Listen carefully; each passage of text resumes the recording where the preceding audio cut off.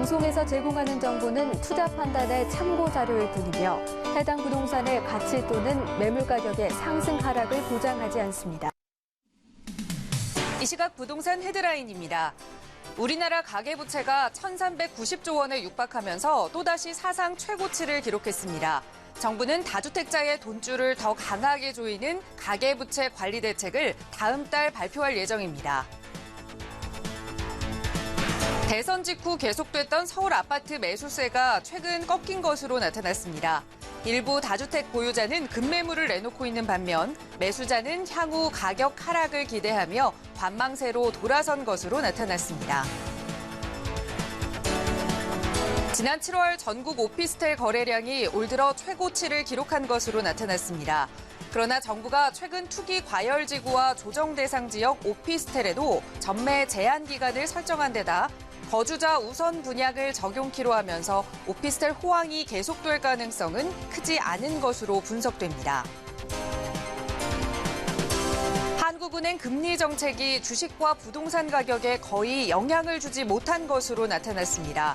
금융연구원 보고서에 따르면 최근 시점으로 올수록 금리 인상 충격이 부동산 가격에 미치는 영향이 점차 감소했고 특히 2016년에는 금리 충격 영향이 거의 없는 것으로 나타났습니다.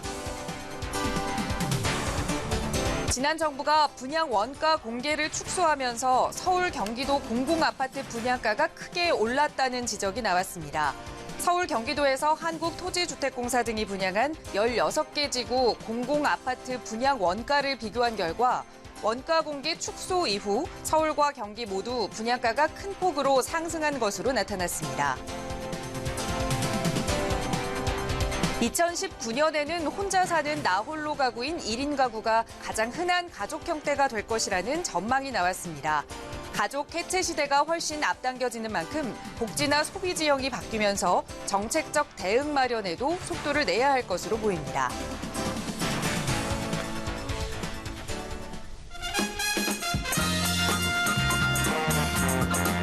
여러분 안녕하십니까? 부동산 골든타임 진행의 김진주입니다. 파리 부동산 대책 이후에 일부 다주택자들이 급매물을 내놓으면서 서울의 아파트 거래 시장에서는 이제 수요보다 공급이 우위를 보이고 있습니다. 특히 투기지구로 지정이 된 강남 4구에서 이런 매매 가격의 하락폭이 컸다고 하는데요. 거래 절벽 현상 그리고 심리 위축 현상이 실제로 현실화되고 있는 만큼 이에 따른 부작용도 우려해야 한다라는 목소리가 나오고 있는 상황입니다. 오늘 파리 부동산 대책 이후의 부동산 시장 상황 잠시 후에 자세히 짚어볼 거고요. 오늘도 역시 시청자 여러분과 함께 저희 방송 만들어 가겠습니다. 방송 보시면서 저희가 드리는 정보에 대해서 궁금한 내용 있으시거나 또 부동산과 관련된 고민 가지고 계신다면 언제든지 전문가의 도움 받아보세요. 서울지역번호 02-2638-3910번, 서울지역번호 02-2638-3910번 연락 주시면 친절하게 전문가의 도움 받아보실 수 있습니다. 자, 그럼 오늘 준비한 부동산 골든타임 지금 바로 출발합니다.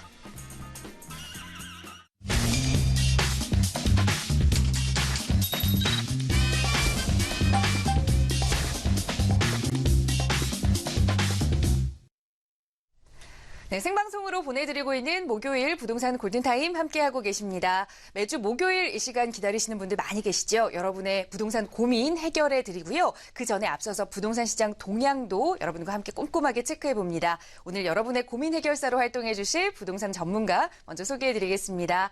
국토개발연구소의 이윤환 대표 함께하셨어요. 대표님 어서 오세요. 반갑습니다. 자, 오늘도 역시 부동산 시장 이야기부터 좀 간략하게 해봐야겠죠. 자, 파리 부동산 대책 이후에 서울의 아파트 이 거래 시장 분위기가 조금 바뀌었습니다. 사자 우위에서 이제는 팔자 우위로 좀 변했다라는 이야기가 들려오는 건데요. 자, 앞으로 이 향후 아파트 가격에도 좀 영향을 줄 것으로 보이면서 많은 분들이 좀 관심을 가지고 계신 것 같습니다. 현재 부동산 시장 분위기 좀 자세하게 살펴볼까요? 네. 자, 우선 파리 부동산 대책, 그야말로 전체적인 심리에 그 어떤 영향을 주는 그런 어떤 좀 강력하다고 느낄 수 있는 그런 대책이었고, 뭐 전체 그 전국을 대상으로 한 건 아니고 조정 대상구역 그리고 투기 과열지구 투기적 이렇게 해서 서울을 중심으로 수도권에서 이제 일부 시가 이제 포함이 됐는데, 자 어쨌든 그 현재 모습에서 이제 파리 부동산 대책 이후라고 생각한다면 지금 이제 3주가 지났어요. 자 그동안 과연 파리 대책 이후에 2주 동안 매매 수급 동향 지수를 이제 살펴보게 된다면 이제 아무래도 떨어지게 됐죠. 자, 일단 살펴볼 내용은 크게 이제 세 가지입니다. 매매 수급 동향 지수하고요. 그리고 매매 거래 동향 지수하고요.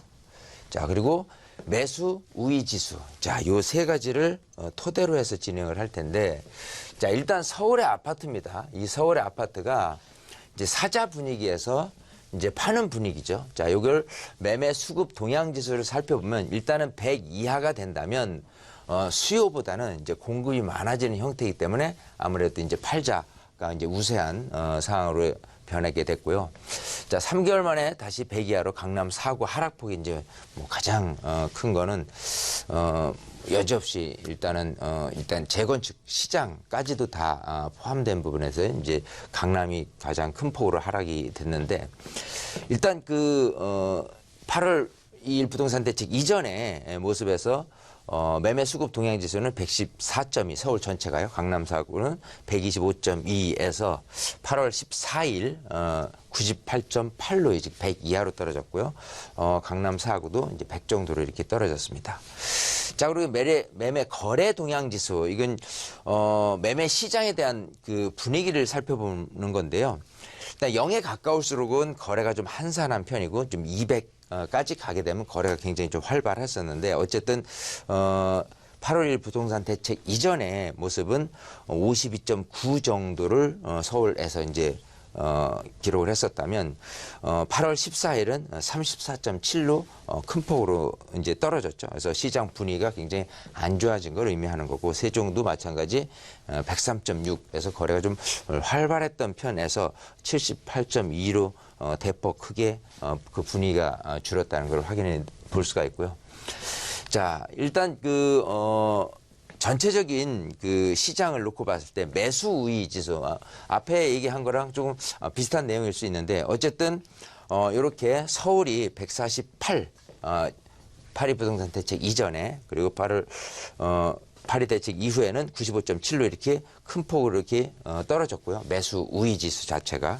그리고 전체적으로 강남이 큰 폭으로 떨어지고 강북 지역도 이제 떨어졌습니다. 자, 그러면 전체적인 부동산 시장이 완전히 다 가라앉았느냐라고를 보면은 그럼에도 불구하고, 자, 강북 및 한강 이남 일부 지역 같은 경우는 매매가 상승폭이 다시 넓어지는, 좀 높아지는 이런 경향이 있는 곳이 있다는 거예요. 자, 이게 풍선 효과라고 얘기를 하죠. 지금 전체적인 부동산 시장에서 이렇게 조정 대상 지역이 아닌 곳 같은 경우에 그 아파트의 거래량이 좀 늘어난 모습하고 일관되게 이 서울 안에서도 강남 4구 같은 경우는 이런 식으로 보합 내지 하락세로 이어진 부분이고요. 야, 그렇지 않은 강북 및 한강 이남 일부 지역은 상승폭이 좀 다시 넓어지고 있다는데, 그걸 한번 살펴보죠. 일단 강북구하고 은평구만 보더라도 대책 이전 같은 경우는 상승폭이 0.11에서 0.44 정도였는데, 대책 이후에도 오히려 그 상승폭이 0.18 또 0.15로 이렇게 오히려 대책 이전보다 약간 올라간 듯한 양상을 이제 보였습니다. 자, 마포구라든지 관악구, 금천구 여기 같은 경우는 일단 대책 이전보다는 0.57, 0.67, 0.3에서 일단은 하락은 했어요. 상승폭이 둔화는 됐는데, 이렇게 바로 일주일 후에 하락한 모습에서 그 일주일 지난 8월 14일, 8월 7일하고 8월 14일 비교를 해보니까 0.1에서 0.16로 올랐고, 0.01에서 0.9로 또 0.07에서 0.1로 또 이렇게 잠깐의 어떤 그 둔화된 모습에서 다시 약간 회복되는 상승률을 지금 보이고 있는 지역들이 있어요. 자, 이걸 봤을 거라면 일단 그 시장의 심리적인 부분은 분명히 가라앉은 거는 맞지만 그럼에도 불구하고 실수요자 중심으로 움직이는 이런 지역 같은 경우는 오히려 거래량이 좀 늘었지 않겠느냐라고 생각이 되고요. 어쨌든 지금 조정 대상 지역 안에서 이제 양도세 중과라는 부분까지는 일단 내년 4월까지는 한시적으로 지금 거래가 됐을 경우라면 어떤 그 양도세에 대한 부분이 중과가 되지 않는 부분, 즉 다주택자분들이 좀 집을 내놔라 하는 부분이 있기 때문에 올 연말까지 상황을 지켜본다면은 이것마저도 거래량이 좀 줄 수 있다, 그러면 막연하게 줄 수 있다라고 볼 수는 없겠죠. 자, 그래서 이런 부분 잘 살피셔서 여러분들도 필요에 따라서 내가 그래도 실거주 목적인 상태라면은 전세보다는 그냥 집을 사는 게 낫겠다 그러면 그런 판단에 영향을 주는 그런 통계일 수도 있으니까요. 잘 여러분들이 좀 관망 플러스 좀 들여다 볼 수 있는 그런 어떤 해안을 좀 발휘해야 될 때가 아닌가 싶습니다. 네, 투기 지역으로 지정이 된 강남 4구에서는 확실히 사자에서 좀 팔자세로 돌아선 것이 눈에 띄게 보이는 현상이지만 그 외에 실수요자들이 선호하는 강북이나 한남, 이남 지역에서는 또 여전히 거래가가 상승하는 부분을 볼 수 있었습니다. 만약에 내 집 마련을 고민하고 계시는 분들이라면 이런 자료 꼭 참고해 보시면 좋을 것 같고요. 언제든지 결정하시기 전에 전문가의 도움 필요하시다면 서울지역번호 02-2638-3910번 연락 주시면 이윤환 대표님의 친절한 도움 드리겠습니다. 자, 이번 시간 계속해서 시청자 여러분들의 부동산 고민 직접 들어보고 시원하게 해결해드리는 시간 이어갈 텐데요. 오늘도 첫 번째 시청자분부터 먼저 연결해서 이야기 들어보도록 하겠습니다. 여보세요? 네, 안녕하세요. 네, 안녕하세요. 자, 시청자님 어느 지역의 부동산 오늘 좀 함께 살펴볼까요? 네, 강동구 명일동에요. 네, 3위 그린 2차. 네, 23평인데요. 네. 파리 대책 전에 제가 계약을 했어요. 그랬는데 파리 대책이 나오고 나니까 네. 이거를 장기로 이렇게 가져가야 될 것 같은 느낌이 들어서 이거를 만약에 임자가 나타나면 매도를 지금 하는 게 나은지 네. 아니면 두고 그냥 보는 게 나은지 한번 여쭤보고 싶었어요. 네, 알겠습니다. 자, 강동구 명일동에 위치한 3위 그린 2차 아파트를 자, 파리 대책이 발표되기 전에 좀 매수를 하셨어요. 23평형을. 투자 목적으로 했는데 네. 실거주는 할 형편이 못 되거든요. 네. 네, 그래가지고 어떻게 해야 되나 싶어서 네. 한번 전문가 의견을 한번 들어보고 싶네요. 네, 알겠습니다. 투자 목적으로 좀 매수를 하셨는데 대책이 발표된 이후에 이걸 매도를 해야 하는지 아니면 좀 가져가야 할지 자, 전문가님 네. 의견 들어보겠습니다. 대표님과 인사 나눠보세요. 네, 네, 반갑습니다.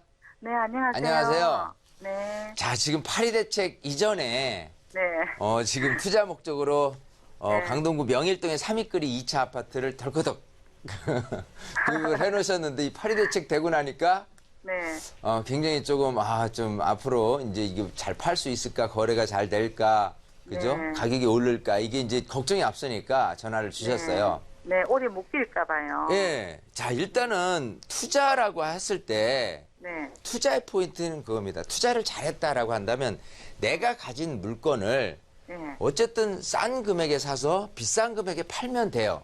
네, 근데 정말 중요한 포인트는 내가 갖고 있는 물건을 매도를 막상 하려 할 때 잘 팔릴 수 있느냐. 그런 수요자들이 많이 생겨날 때 계속 금액이 올라갈 수 있는 부분이 투자를 잘했다라고 여겨지는 부분이거든요. 네, 자, 근데 이제 일단은 뭐 지역적인 그 상황 설명을 하자면 이 강동구 명일동은 굉장히 뭐랄까 거주하기에 너무 좋은 교육 그 수준이 굉장히 높고요.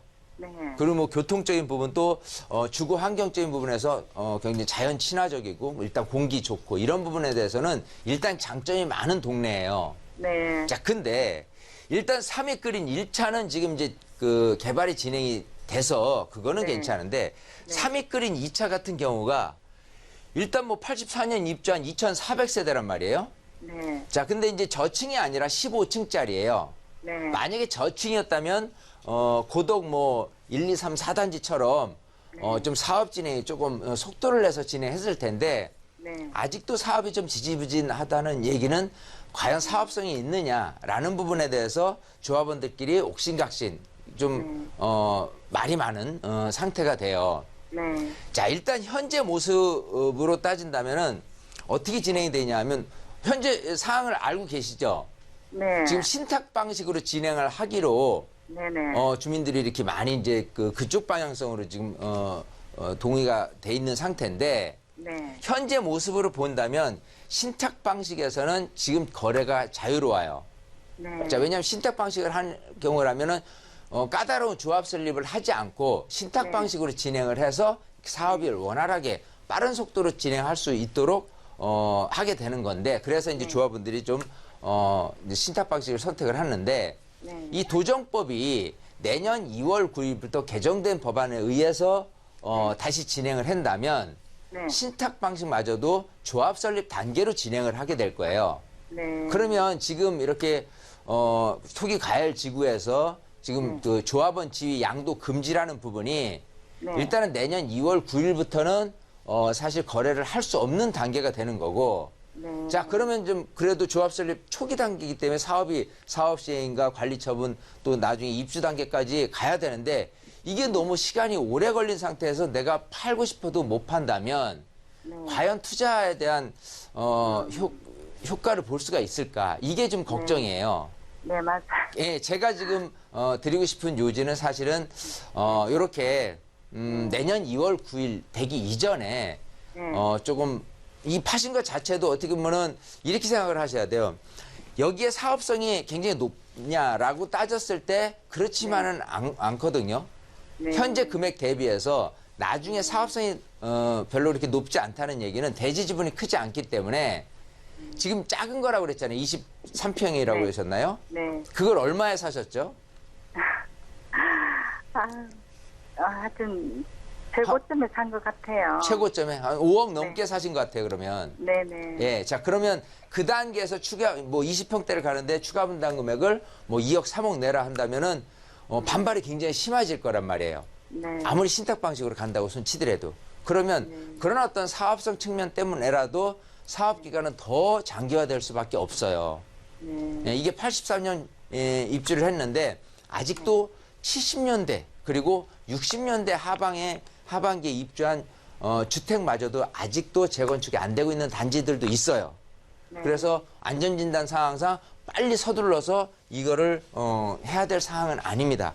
조합원들이 똘똘 뭉칠 상황에서야 사업 진행 속도가 빠르고 사업성이 좋아야 되는데 그 부분이 조금 단점으로 작용돼요.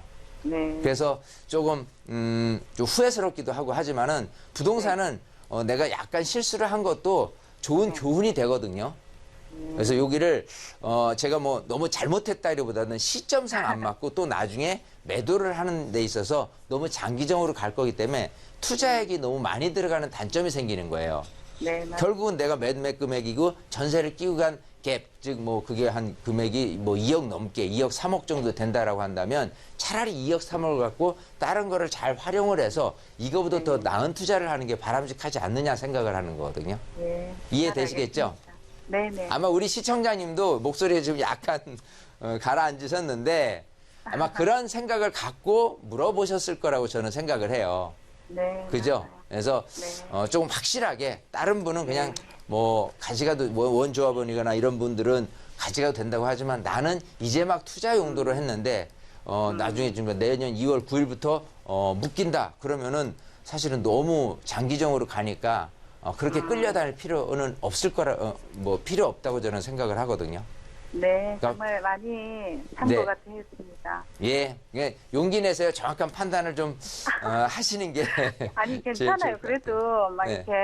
이렇게 뭐 눈에 띄게 네. 크게 뭐 내리고 그렇게는 안 할 거는 같더라고요. 왜냐하면 여기가 워낙 재건축 네. 아니라고 손 치더라도요. 네, 교육 환경이 잘 돼 있어서 네, 이렇게 새 거라든지 이런 것 같은 경우는 비싼데 그에 비해서 일단 물건이 그 평형이 작고 금액이 만만하잖아요. 예, 그래서 실거주 수요자의 측면에서 봤을 때는 나쁘지는 않아요. 근데 이렇게 재건축이 된다고 썼을 때 실수요자마저도 사실은 아예 살 수가 없는 상황이 된다면 의미가 없게 되잖아요. 네, 네. 예, 그래서 좀 빠른 판단을 좀 하시길 권고 드리니까요. 좀 용기 내서 일단 빠져나오시면. 아니, 그렇게 용기 내고 할 말씀은 아니고요. 네. 저도 생각이, 파리 대책나고 나서 생각이 정리가 됐고요. 네, 또 그렇게 막 보내보면서 팔 만큼은 아니니까, 네, 예, 적당한 인자가 나타나고 또, 때가 되면은, 네. 그냥 손해보고 매도 하지는 지금 그렇게 손해본 정도로 가격이 많이 빠졌나요? 아닙니다. 예, 그거 아니라면은 네네. 그냥 나오는 게 더 낫지 않나 생각을 하는 거예요. 네, 그러니까 네. 투자적인 측면에서 전문가님 말씀을 잘 제가 참고해서 예, 그렇게 판단을 할게요. 그래요. 예. 네, 감사합니다. 네, 다행히 아직 이 큰 투자금에 대한 이 손해는 없다고 말씀하시니까요. 2월 9일 이전에 좀 매도를 해야 처분할 수 있다라는 말씀해 주셨습니다. 잘 참고하셔서 앞으로 좋은 선택하시기 바랄게요. 함께 해주셔서 고맙습니다. 네. 네, 시청자 여러분들의 부동산 관련 고민 상담 도움드리고 있습니다. 파리 부동산 대책 발표된 이후에 이렇게 좀 혼란스러운 상황에 빠지신 분들 많이 계실 텐데요. 이런 부분 전문가의 도움 좀 받아보고 싶으시다면 서울지역번호 02-2638-3910번 연락 주세요. 누구나 함께 하실 수 있습니다. 바로 다음 시청자분 전화 연결해 볼게요. 여보세요? 예, 여보세요? 네, 안녕하세요. 네, 안녕하세요. 네, 시청자님 어느 지역의 부동산 좀 살펴볼까요? 아, 예. 제가요, 네. 용산구 오이로 네. 상가의 다세대 주택을 2013년도에 개발을 해서 이제 보유하고 있습니다. 네. 당시에는 국제무지구가 개발될 것이라고 이렇게 해서 투자로 이렇게 신축 주택을 개발했었는데, 네. 지금까지 가격 변동도 없고 해서 앞으로 더 가지고 가야 할지, 네. 아니면은 이 시점에서 매도해야 할지, 네. 앞으로 전망에 대해서 이제 알고 싶고요. 네. 그리고 한남타운 재개발 지역에 있는 네. 다세대 주택도 임대 사업 등록이 가능한지, 가능하다면은 임대사업을 등록을 해서 가져가야 좋은 것인지, 네. 를 좀 알고 싶습니다. 네. 자, 우선 용산구 원효로 3가에 위치한 다세대 주택 저희가 주소를 좀 여쭤봐도 괜찮을까요? 184-1이요. 원효로 3가 184-1. 네. 자, 원효로 3가의 184-1번지에 위치한 다세대 주택을 약 4년 정도 보유를 하셨는데, 자, 앞으로 조금 더 가져가야 할지 아니면 좀 매도를 해야 할지, 거기에 이 한남뉴타운 다세대도 임대사업 주택 이 사업자 등록이 가능한지 이 부분까지 전문가 의견 좀 들어보도록 하겠습니다. 대표님과 예. 인사부터 나눠보세요. 예. 네, 반갑습니다. 예, 안녕하세요. 안녕하세요. 네. 자, 지금 용산구 원효로에 예. 지금 다세대 주택을 하나를 갖고 계신데 이걸 2013년에 그때 신축이었나요? 예, 그렇습니다. 예, 지금 투룸 다세대 빌라라고 했죠? 투룸이죠, 예. 예, 자, 그걸 했는데 가격이 좀 많이 오르질 않아서 좀 답답한 마음에 요것 말고도 주택들이 좀 여럿 있어서 이걸 매도를 할지 아니면 좀 더 가져갈지에 대해서 궁금하신 것 같은데요. 예, 그렇습니다. 예. 저는 조금 더 가져가시는 게 어떨까 싶어요. 아, 예. 예, 왜냐하면 일단 용산 국제업무지구가 정말 지금 답보 상태이기 때문에 그렇긴 하지만은 이게 이제 올 하반기 정도에서 약간 새로운 국면으로 좀 거듭날 가능성이 좀 있습니다. 현재 모습에서는. 예. 물론 풀어내야 할 숙제들이 아직 산재해 있는 상태지만은 어쨌든 이런 어떤 호재가 있게 된다면 이 근처 주변에 있는 부분의 전체적인 주택 가격부터 땅값 이런 것들이 다 가격 상승으로 이렇게 좋은 호재거리가 되기 때문에 좋고요. 워낙 이쪽 마포 일대라든지 또 이게 용산 쪽에 있는 이런 아파트 단지들이 가격이 아름아름 꾸준히 이렇게 가격 상승하고 있어요. 이거 국제업무하고는 관계없이. 그리고 이 근처 원효로 일대 전체 원효로 1가 2가 3가 4가 전체 일대 지금 이렇게 다세대 신축 빌라를 지을 만한 그런 땅 부지들이 이렇게 많이 없습니다. 그러면 신축 빌라라고 한다면은 그래도 아파트보다 못하지만 이런 빌라에 거주하시는 분들 입장에서 본다면 오래된 빌라보다는 신축 빌라를 선호하는 경향이 많게 되잖아요. 예. 그럼 지금보다 일단은 가격이 빠질 염려는 없어요.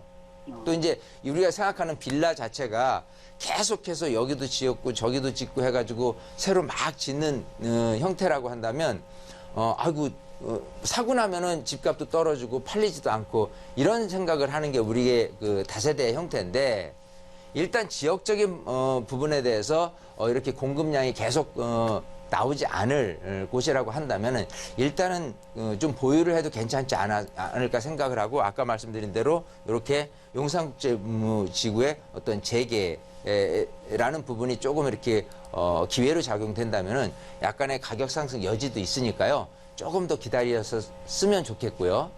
예. 그 다음에 아까 한남 뉴타운에 또 다른 그 물건을 갖고 계신데 그거를 그 주택임대 사업자를 내도 되냐라는 질문을 하셨잖아요. 예. 요거는 언제부터 갖고 계셨어요? 이것은 2015년도요. 2015년요. 예. 자, 그러면 2015년에 사셨을 때 이것도 다세대인가요? 예, 맞습니다. 예. 지금 2017년인데 2년 동안 가격이 좀 오른 거로 알고 있거든요. 예, 좀 올랐습니다. 좀 가격이 올랐죠? 예.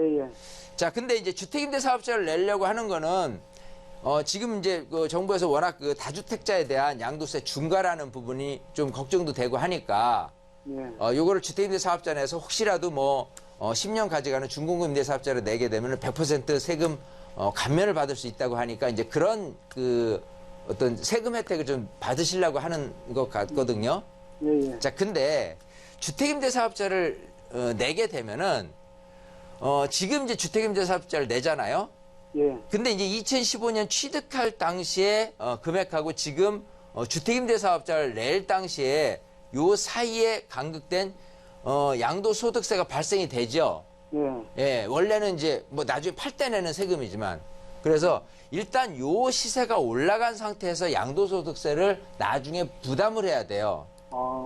그거를 모르셨단 말이에요. 모르셨을 거란 말이에요. 그러면 만약에 지금까지 올라간 가격 곡선하고 앞으로 이 이후에 가격이 큰 폭으로 오르지 않고 밋밋하게 오르거나 오히려 그냥 계속 간다라고 한다면 굳이 이렇게 예전에 낼 양도소득세를 부담을 하면서까지 끌고 갈 필요가 있겠느냐 생각을 하는 거거든요.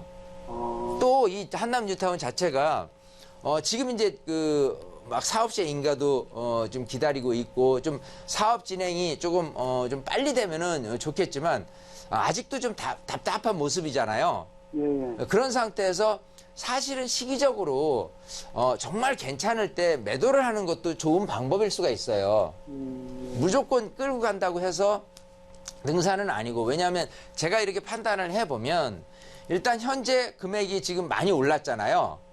그런 그 금액이 관리 처분됐을 때 예상 평가를 해보면 지금 제가 예측을 해본다면 프리미엄이 거의 3억에서 4억 정도는 올라 있는 상태거든요. 자, 그러면 그 프리미엄이 결국은 이제 조합원 분양금액하고 일반 분양금액의 갭 차이를 만약 넘어서 있다. 그러면 내가 일반 분양보다 지금 높은 금액에 갖고 있는 거란 말이에요. 자, 물론 이제 일반 분양 금액보다 가격이 더 올라가면은 당연히 그게 좀 좋은 그 장기적인 차원에서는 이 한남 뉴타운이 바라볼 수 있는 좋은 어떤 기대치이긴 해요. 하지만 일단은 그런 데까지 가는 데 있어서 그 시간에 대한 기다림 그리고 좋을 때 좀 필요하면 팔고 다시 들어간다고 손 치더라도 그렇게 하는 것도 한 방법일 수 있기 때문에 자칫 잘못돼서는 주택임대 사업자를 내게 되면 일단 4년이 됐든 8년이 되든 당장은 이제 원래 팔지 말아라는 조건이 붙잖아요. 예, 또 팔게 되면 이제 과태료도 생겨나고 그래서 이런 부분은 조금 디테일하게 다른 주택 지금 그 원효로에 갖고 있는 거 또 한남동에 갖고 있는 거 또 다른 주택이 또 있으시다면 이걸 종합적으로 한번 상담을 받아봐서 그래서 필요에 따라서 주택임대 사업자를 낼지 말지를 좀 결정하시면 어떨까 싶거든요. 그래요? 특히 요즘 같은 경우는 제가 주택임대 사업자하고 이 건강보험하고도 또 연결이 돼 있어요. 그래서 그 부분을 집중적으로 제가 세미나를 통해서 그 강의를 해드리고 있으니까요. 우리 시청자님은 꼭 세미나에 오세요.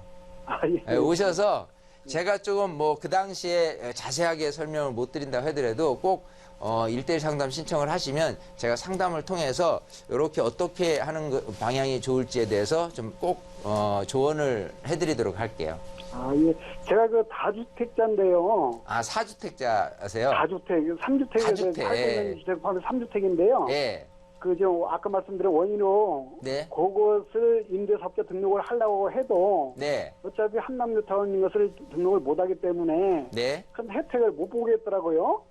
의미가 없을 것 같아서. 그렇죠. 그래서 이제 어떻게 주택임대 생각하세요? 사업자가 네. 지금 이런 혜택 받는 거하고 그렇지 않은 거고 잘 살피셔야 돼요. 그냥 네. 그 막연히 주택임대 사업자 혜택을 본다고 해서 다는 아니고요. 네. 기존에 내가 살고 있는 주택이 비과세를 얻기 위한 조건이 또 2년 거주 요건이 있어요. 네. 자, 그거 말고도 내가 이걸 주택임대 사업자를 내서 앞으로 내가 얻어낼 수 있는 혜택이 뭔가, 혜택이 많지 않다면 사실은 주택임대 사업자를 굳이 낼 필요는 없거든요.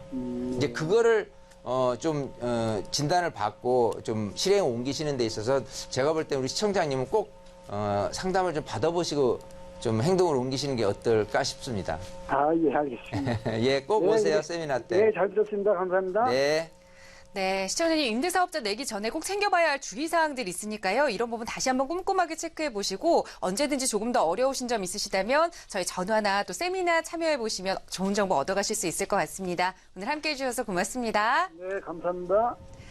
자, 시청자 여러분들의 부동산 고민 상담 도움 드리고 있는데요. 자, 이렇게 파리 부동산 대책 이후에 다주택자분들의 고민은 과연 주택 임대 사업자로 등록을 할 것이냐 아니면 이 상황에 좀 매도를 할 것이냐 이런 부분일 것 같습니다. 이런 부분 좀 어려운 부분이고 좀 자세하게 살펴봐야 할 텐데 그래서 또 대표님께서 무료 세미나를 친절하게 준비해 주셨습니다. 대표님 세미나 안내 좀 해주실까요? 네. 자, 뭐 당연히 파리 대책에 대해서 조금이라도 궁금한 점 있으실 겁니다. 그래서 세 가지 주제로 진행을 하는데요. 첫 번째는 파리 대책에 대해서 조금 더 살펴보는 거 하고 또 부동산 시장의 흐름도 예측을 해봐야 되겠죠. 그리고 두 번째는 방금 우리 시청자님처럼 다주택자인데 지금 양도세 중과를 한다고 하니까 이걸 주택임대 사업자를 내야 될지 말아야 될지 또 건강보험에 대한 부분도 피부양자로 등록되어 계신 분이 내 명의로 해야 될지 말아야 될지 이거에 대해서 굉장히 모호하게 생각하시는 분들이 너무 많습니다. 그래서 주택임대 사업자하고 이 건강보험에 대해서 완벽하게 해부를 해드리는 시간을 가질 거니까요. 많은 분들이 혹여라도 내가 좀 궁금한 점이 있다면 오셔서 질문을 하시면 제가 싹 답변을 또 해드릴 거예요. 자, 그리고 세 번째는 부동산 종목별 투자 방법이 분명히 틀립니다. 아파트면 아파트, 재개발, 재건축, 수익형 부동산 여러 가지 측면을 조금 어떤 방식으로 투자를 잘 해야지 내가 재테크를 잘 할 수 있는지 이것도 방법이 있으니까요. 요 세 가지 주제를 놓고 여러분들이 세미나 오셔서 좀 듣게 되면은 아무래도 이렇게 좀 오시는 걸음 자체가요. 머리가 상쾌해지는 그런 좋은 시간이라고 생각이 되니까 많은 분들 신청하셔서 여러분들의 시간으로 활용을 해보세요. 네, 조금 전에 전화 주셨던 우리 시청자분들께서도 또 임대 사업자로 등록을 할 경우 이미 오른 차익에 대한 양도소득을 내는 거에 대해서 모르고 계셨거든요. 이런 부분 전문가의 좀 세세한 코치가 좀 필요할 것 같습니다. 세미나 참여하시면 될 것 같고요. 서울지역번호 02-2638-3910번으로 연락 주시면 세미나 예약도 친절하게 도움 드리겠습니다. 네, 저희는 잠시 후에 또 다른 시청자분들의 부동산 고민 가지고 돌아올게요. 잠시만요.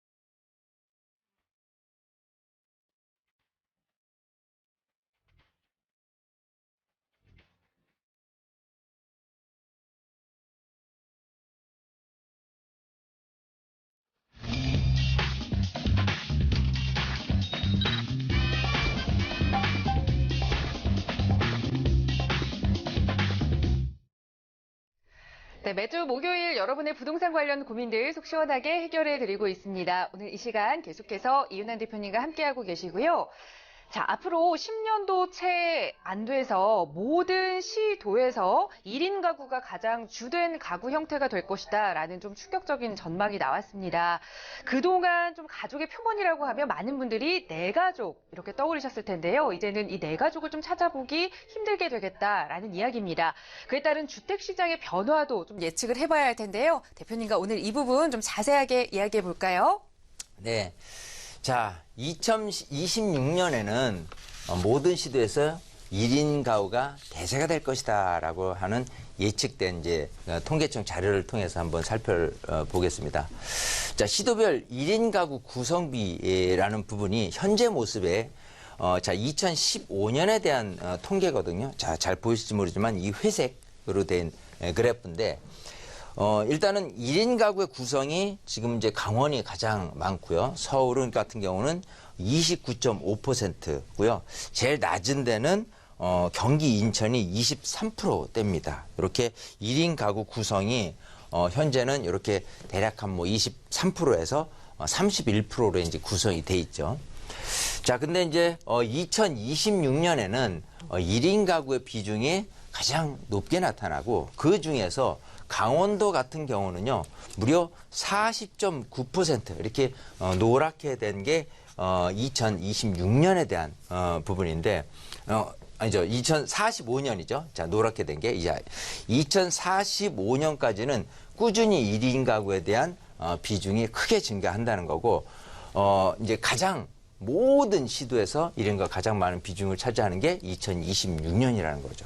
어쨌든 2045년도에 1인 가구는 강원도가 무려 40%가 넘는 10가구 중에서 4가구가 1인이 살고 있다. 이런 부분으로 변화됩니다. 자, 그리고 서울도 마찬가지 이렇게 36.7%로 1인 가구 비중이 굉장히 높게 되고 제일 낮게 평가되는 뭐 곳도 무려 한 34%로 이렇게 높아지는 형태로 1인 가구의 비중이 많이 늘어나는 거죠.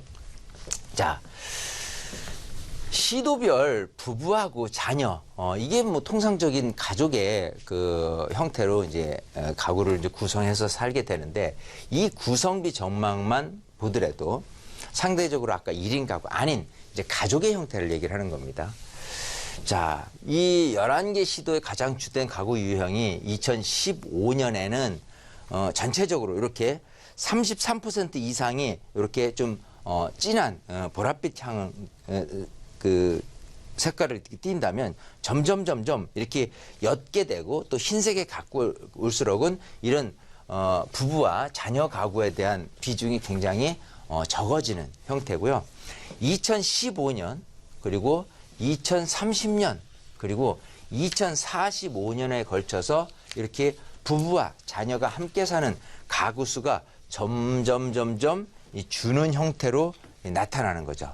특히 이제 2045년에 가서는 이런 부부하고 자녀가 사는 비중이 세종 같은 경우가 가장 높은데도 불구하고 19.4%, 10가구 중에서 2가구만이 이렇게 부부하고 자녀가 사는 가구다라고 할 정도로 굉장히 줄고요.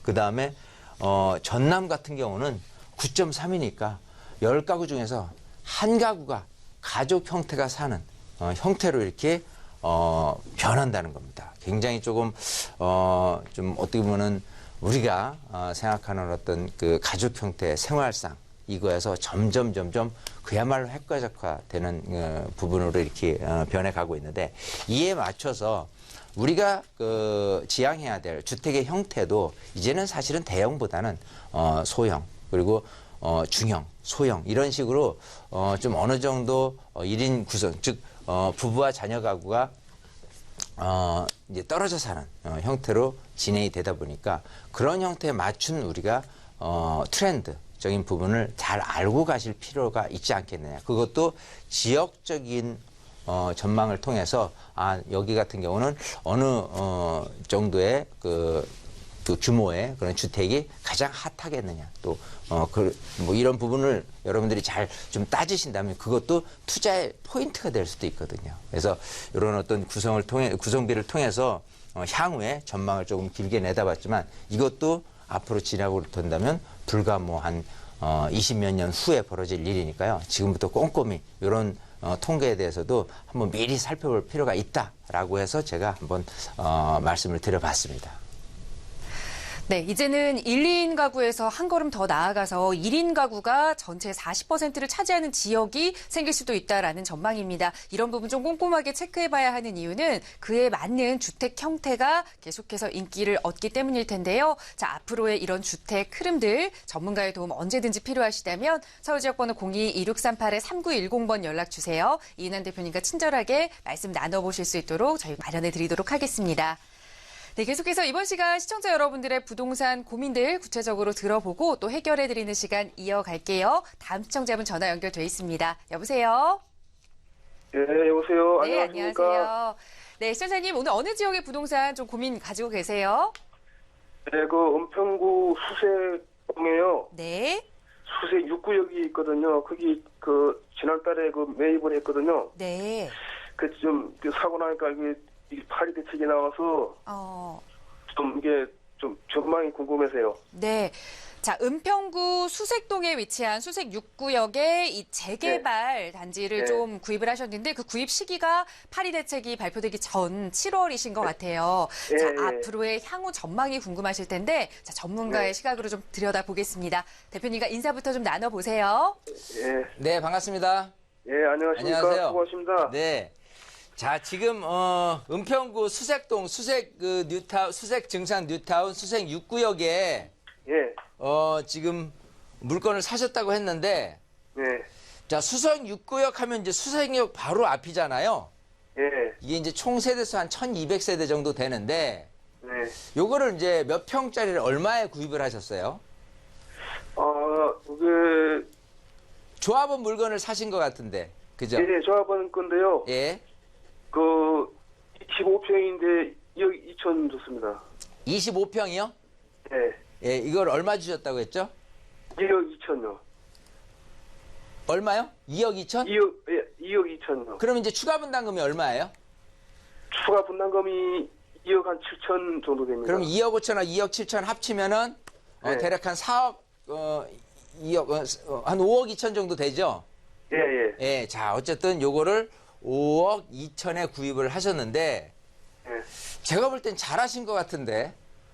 아, 그렇습니까? 예, 왜냐하면 예, 일단 이런 재개발 지역은요. 예. 현재 이제 그 파리 대책에 의하면 이제 그 재건축은 조합원 그 자격 지위 양도 금지예요. 예, 근데 이제 이런 재개발 구역은 네. 조합 분양권인 상태에서 입주권인 상태에서 거래가 안 되거든요. 예, 예, 앞으로는 어쨌든 거래는 못 해요. 그죠? 예, 지금 분양권인 상태니까. 예. 자, 근데 과연 이게 이제 입주를 했을 때 그 네. 모습으로 생각한다면 굉장히 인기가 좋지 않을까 생각을 해요. 예. 그러면 굳이 뭐 그 안에 내가 팔 필요도 없는데 나중에 네. 입주했을 때 그 이상의 시세 가치를 만을 생각을 하게 된다면 제가 볼 때 굉장히 좀 잘하신 게 아닌가 생각을 해요. 예. 오히려 반대로 생각하면 운도 따르는 거거든요. 예. 왜냐하면 지금 사고 싶어도 못 산단 말이에요. 조합원 물건 같은 경우는. 그죠? 예. 자, 일단 조금 더 확실한 전망을 본다면요. 예. 일단 이 수색역에 대한 부분이요. 그 개발 계획이 좀 있어요. 복합 개발이라고 해서요. 예. 예, 여러 가지 뭐 그 상업 시설부터 해가지고 유통 시설 이런 것들이 여기에 굉장히 지금 들어와 있는 그 계획이 돼 있는데 예. 그야말로 이거는 은평구에 대한 역점 사업일 뿐 아니라 좀 거시적으로 봐서는 서울시에서도 굉장히 이 수색역 그 역세권 개발에 대해서는 굉장히 조금 좋은 쪽으로 이렇게 인허가를 해주고 있는 상황이기 때문에 여기 같은 경우는 아무래도 굉장히 조금 좋은 개발로 섰을 때 이 상암동에 있는 DMC에 있는 실거주 목적이신 분들이 예. 일단은 1차적으로는 상암동에 있는 아파트를 선호를 하겠지만 일단 그 집이 이제 한 10년 차가 넘었잖아요. 예. 자, 그러다 보니까 좀 새 아파트 없어? 새 아파트 없어?라고 하면서 조금 영역을 넓혀서 많이 그 가격이 좀 상승한 곳이 이쪽 그 가재울 뉴타운이에요. 예. 예, 그래서 이쪽 가재울 뉴타운을 해도 가격이 지금 큰 폭으로 좀 오른 상태인데 더더군다나 여기 수색 증상 뉴타운 같은 경우는 이 그 위치나 이 그 거리가 DMC하고의 거리가 굉장히 그 가까이 있는 추이기 때문에 제가 봤을 때는 꾸준히 가격이 좀 많이 이쪽 지역에서는 올라가지 않을까 생각을 해요. 예, 그래서 지금 5억 초반이라고 하지만은 제가 쉽게 예상을 해본다면 충분히 6억 이상 갈 수 있거든요. 그래서 여기는 그냥 아이고 내가 파리 대책인데 그 전에 이렇게 계약을 쳐가지고 좀 걱정되네 하실 게 아니라 오히려 전 잘하셨다. 이렇게 좀 생각을 합니다. 그래서 그냥 잘 들고 가시고요. 예. 중요한 건 입주 때만 해더라도 그때 뭐 파실 필요는 없어요. 예. 일단은 입주 쪽으로 실거주 목적이신지 아니면 뭐 전세를 끼고 가실지 모르겠지만 일단은 입주 이후에도 몇 년은 더 가져가실 필요가 있는 곳이에요. 이쪽 같은 경우는. 예. 왜냐하면 전체적으로 이 수색중창 뉴타운의 가구수 신축 아파트가 구성되는 게 이제 12,000세대거든요. 그럼 생각하는 것보다 상당히 위력적인 다른 어떤 수요층들을 흡수시킬 만한 그런 매력이 있는 큰 뉴타운 단지가 되기 때문에 일단은 기다리면 기다릴수록은 훨씬 유리하게 작용을 하지 않을까 생각을 하거든요. 그리고 한 가지 좀 더 여쭤보겠습니다. 네네. 이번에 그 파리 대책에 그 한 가구에 그 한 건만 그 대출이 되게끔 돼 있잖아요. 어떻게요? 다시요. 그러니까 한 가구에 한 건씩만 대출이 지금 허용이 되잖아요. 일단은 투기 지역 같은 경우가 예. 투기 지역 이제 한 세대당으로 바뀐 거예요. 대출을 하게 되면은 부부가 예를 들어 한 분이 융자를 받아 썼어요. 그러면 또 한 주택을 할 때는 융자가 전혀 안 나와요. 그건 투기 지역에서 하는 거고 투기 지역은 서울에 11개구입니다. 그래서 제가 말씀드리는 건 저 마포 쪽에 그 재개발 때문에 지금 그 공실이 돼가지고 이제 이주를 했는 상태거든요. 아 그래요? 그런데 이제 여기 또 이제 곧 여기 은평구는 10월달에 지금 이주가 되거든요. 네네. 그러면 제가 그 대출을 못 받는 겁니까? 아니요, 지금 일단 마포구의 투기 지역 안에 있는 것을 대출을 받으시려고 하는 거잖아요. 이 차를 받아가지고 이주를 했습니다. 작년에. 받아서 이주를 했어요? 예. 그런데 이제 대출 관계는 어떤 걸 제가 물어보시는지 좀 헷갈리는데. 그 수색도 이제 곧 10월달이면 이주를 하는데. 여기에 대한 이주. 예, 이주비를 제가 못 받는 겁니까? 아니에요. 이주비가 책정이 원래는 뭐 60%도 나오고 하는데 지금 이주비에 대한 부분은 그 40%를 묶는 쪽으로 이렇게 가고 있잖아요. 이주비는 나오죠. 근데 예전보다는 나옵니까? 적게 나올 수밖에 없는 구조로 돼 있는 거예요. 그게 조금 불리해지지만 그래도 어쨌든 내가 가진 아까 그 2억 몇천에 사셨다고 했잖아요. 조합 물건을. 그러면 이제 그 물건이 평가액이 있을 거 아니에요. 평가 금액에 대한 60%, 또 50%, 40%니까 그 평가액이 크지 않으면 내가 어차피 받아야 될 이주비 자체는 그렇게 큰 폭의 차이는 아니에요.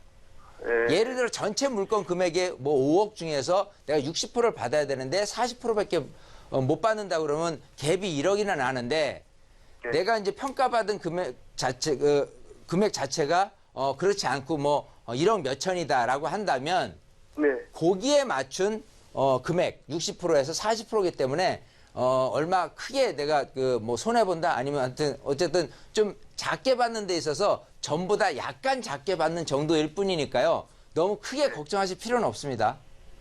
잘 알겠습니다. 네, 이렇게 정리하겠습니다. 오늘 감사합니다. 네, 입주 후에도 좀 꾸준하게 시세 상승이 있을 아파트다라는 말씀해 주셨으니까 기분 좋게 좀 보유하셔도 좋을 것 같습니다. 오늘 함께해 주셔서 감사해요. 네, 시청자 여러분들의 부동산 고민 상담 도움드리고 있고요. 서울지역번호 02-2638-3910번 연락 주시면 누구나 함께 하실 수 있습니다. 자, 계속해서 다음 시청자분 전화 연결 바로 해볼게요. 여보세요? 여보세요? 네, 안녕하세요. 예, 안녕하세요. 예, 네, 반갑습니다. 시청자님 어느 지역의 부동산 오늘 함께 살펴볼까요? 저는 인천 부평구 네, 십정동에 네, 십정 2구역이라는 재개발 구역이 있어요. 네. 예, 뉴스테이랑 이렇게 겸해가지고 재개발이 이루어지는 곳인데요. 네. 그래가지고 지금 이주하고 있는 단계거든요. 그래서 여기 하나 갖고 있거든요. 25평짜리 단독주택 입주권을 갖고 있는 거예요. 네. 그래서 그거를 이제 향후 전망이나 이런 거 알고 싶고요. 네. 제가 이제 임대 사업을 다른 데서 하고 있는데 아. 혹시 여기에 이제 더 구매해서 임대 사업을 했을 때 물론 뭐 서울이나 이런 데보다는 좀 못하지만 인천에서 좀 가깝게 이렇게 임대 사업 하는 게 어떤가 이런 거 전문가님 의견 듣고 싶어서 전화드렸습니다. 네, 알겠습니다. 자, 인천의 부평구에 위치한 십정지구의 이 재개발 25평형 입주권을 현재 보유를 하고 계신데 이거에 대한 향후 전망도 궁금하시고 이미 지금 주택 임대차 사업자로 등록을 하고 계신 것 같아요. 거기에 이걸 좀 추가했을 때도 괜찮은 상황이 될지 자, 전문가의 의견 좀 들어보도록 하겠습니다. 대표님과 인사 나눠보세요. 네, 반갑습니다. 예, 반갑습니다. 안녕하세요. 예, 안녕하세요. 네. 예, 안녕하세요. 자, 인천 부평구 십정동에 예. 십정 2지구 그 주거환경 개선 지구에 이제 주택을 갖고 계셨고 예. 자, 이제 사업이 이제 막 진행이 되고 있는데 이거를 좀 계속 오래 좀 보유하는 게 낫겠느냐 이제 이 질문이신데요. 예. 일단 그 장기적으로 조금 더 오래 가져가셔도 괜찮습니다. 아, 그래요? 예, 자, 그걸 이제 말씀을 드릴게요. 우선 지금 이쪽 그 십정 2지구 같은 경우는 주거환경 개선 지구죠. 예, 맞습니다. 재개발 재건축 쪽이 아니라 예, 자, 예. 원래 주거환경 개선 지구 같은 경우는 사실 이런 그 조합원이 주축이 돼서 진행하는 게 아니라 이 그 관이 주축이 돼서 진행을 하게 되는 사업이에요. 예. 그러다 보니까 초기에는 LH공사에서 뛰어들어서 진행을 하다가 이 그 도화지구가 일단은 전체적으로 사업에 대한 부분을 뉴스테이로 해서 토지 매각을 통해서 기사회생을 한 케이스가 있어요. 도시공사에서. 아, 예. 인천도. 그래서 여기를 이제 사업 시행자를 바뀌었습니다. 인천도시공사 쪽으로 해서. 자, 그러고 나서는 여기에 대한 부분을 이제 원조합원이 있으면 원조합원이 지금 이제 분양 신청을 하셨잖아요. 예, 저도 예, 했습니다. 그게 이제 25평. 전체 세대수 중에서는 한 80% 정도가 분양 신청을 하셨고, 그리고 뉴스테이 아파트가 3,000세대가 넘게 들어올 거예요. 예. 예, 자, 그러면 전체적으로 지금 이런 십정 2지구에 아파트가 들어서는 게 5,600세대 정도 되거든요. 자, 이러면 미니 신도시급이에요. 5,600세대 된다면. 그러면 아무리 뉴스테이 있다고 손치더라도 그게 그러면은 임대주택 형태니까 아무래도 그레이드를 좀 떨어뜨릴 거냐라고 한다면 이 뉴스테이는 민간이 하는 그 기업형 임대주택이기 때문에 생각하는 것보다는 그렇게 임대가가 낮지는 않아요. 예. 자, 그런 상태라면은 충분히 내 집값이 떨어지지 않을 구조적인 모습. 그리고 어쨌든 이 근처에서 실거주 수요자들이 선호하는 새 아파트에 대한 부분들이 워낙 귀하기 때문에 아마 실거주 수요자들이 많이 들어올 가능성이 있어요. 아, 예. 새 아파트 선호도는 많은데 없다 보니까 저기 청라지구도 가고 이렇게 하거든요. 아니면 예, 예. 인천 노년지구도 하고. 근데 여기는 인천의 거의 중심격이거든요. 예. 자, 그래서 실거주 수요자들이 계속 들어설 거라면은 앞으로도 입주 이후에도 전세금 상승, 매매금 상승이 꾸준하리라고 보기 때문에 여긴 좀 장기적으로 가져가시는 게 어떨까 싶거든요. 아, 임대 사업을 해도 상당히 네. 괜찮은 지역인가 봐요. 자, 임대 사업한다는 거는 지금 이 주택을 내가 거주를 안 하고 주택 임대 사업자를 내서 뭐 전세를 놓든지 월세를 놓든지 이렇게 해도 괜찮느냐 이게 궁금하신 거잖아요. 더 구매를 해가지고 지금은 하나밖에 없긴 한데. 추가로 구매를 한다? 예. 그러면 이제 중요한 건 그거예요. 일단은 내가 그거를 얼마에 사느냐가 중요할 것이고요. 자, 그게 임대도 잘 나가는 것 플러스 나중에 가격이 오를 수 있느냐 여지가 더 중요할 수 있잖아요. 그 시세 판단하는 게 우선 첫 번째지 무작정 주택임대 사업자를 하는 부분이 우선이 돼서는 안 되잖아요. 아, 예, 알겠습니다. 예, 그래서 시세 분석을 통한다면 아까 말씀드린 대로 이쪽 근처에 있는 새 아파트 단지 큰 거보다는 1.1에서 1.2배는 더 가격이 올라설 거예요. 예. 말씀드린 대로 이런 5,600세대 정도 규모이기 때문에 워낙 인기가 많을 게 뻔하기 때문에 그럼 그 금액을 산정을 하고 지금 현재 금액하고 비교해 봤을 때 이게 어느 정도 가격 상승의 여지가 있겠구나라고 한다면 일단 뭐 매입을 하고 그 시세가 올라갈 것을 기대한 것 플러스 임대를 놓고 했을 때 지금 같은 경우라면 주택임대 사업자 뭐 중공급임대 사업자를 내게 된다면은 10년 가지고 있을 때 또 그 양도세 100% 감면이라는 좋은 제도가 있기 때문에 그런 거를 또 활용해도 괜찮을성 싶거든요. 예. 어쨌든 그런 거를 하기 위해서는 이제 좀 공부를 하셔야 돼요. 주택임대 사업자에 대해서. 예. 그래서 면적 조건하고 또 가액 조건 이거에 따라서 혜택이 있느냐 없느냐를 조금 잘 살펴보시고 하는 게 좋을 것 같으니까요. 우리 시청자님도 꼭 세미나에 오세요. 예, 알겠습니다. 오셔서 저기, 공부를 하시면 예. 좀 분명하게 내가 사업자를 내야 될지 말아야 될지 전문가님 간단하게 한 가지만 여쭤봐도 될까요? 아, 지금 시간 관계상 예, 좀 잠깐만 물어보는데 제가 여기 십정동하고 예. 송도에 있는 24평하고 예. 이제 임대 사업자를 낼 때 어느 게 더 유리한지 이게 이 신도시나 이런 그거는 거하고 세미나에 오셔서 예, 제가 알겠습니다. 하시면 거기서 답변을 드릴게요. 아, 예, 알겠습니다. 이렇게 정리하겠습니다. 예, 감사합니다. 네. 네, 함께해 주셔서 감사하고요. 매주 수요일과 토요일 대표님과 함께하는 세미나 노년역 근처에서 진행됩니다. 서울지역번호 02-2638-3910번 연락 주시면 세미나 안내 조금 더 친절하게 도움 드릴게요. 자, 오늘 저희가 준비한 소식은 여기까지입니다. 아울러 저희 프로그램은 여러분께 보다 다양한 정보 제공해드리기 위해 마련되고 있고요. 해당 부동산의 가치, 매물 가격의 상승 하락은 보장하지 않는다는 점 유의해 주시기 바랍니다. 자, 오늘도 즐거운 오후 보내시고요.